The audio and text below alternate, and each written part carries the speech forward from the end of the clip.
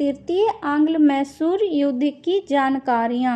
तृतीय आंग्ल-मैसूर युद्ध जो हुआ, यह भी अंग्रेजों के छलपूर्ण नीति का ही परिणाम था। 1788 ईस्वी में कंपनी ने हैदराबाद के निजाम को फिर से टीपू के खिलाफ युद्ध करने के लिए कहा।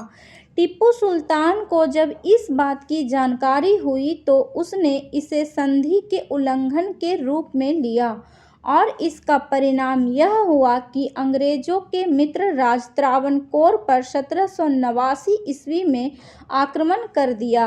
अंग्रेजों ने इसका फायदा उठाकर मराठों एवं निजाम से संधि कर लिया। तृतीय आंग्ल-मैसूर युद्ध 3 चरणों में हुआ। पहले चरण में अंग्रेज के तरफ से सेनापति जनरल मीडो था। अंग्रेज युद्ध लड़े, परंतु इस समय सफलता पाना आसान नहीं हुआ, क्योंकि टीपू सुल्तान की सामरिक स्थिति मजबूत थी।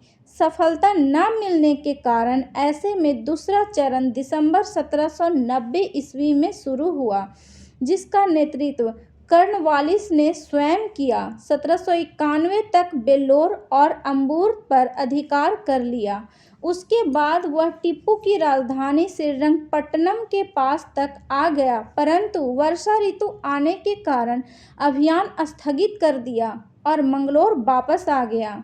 1791 ईस्वी में टीपू ने कोयम्बटूर पर अधिकार करते हुए फिर से युद्ध की शुरुआत कर दी, परंतु इस बार अंग्रेजों की सैनिक काफ़ी मजबूत थी।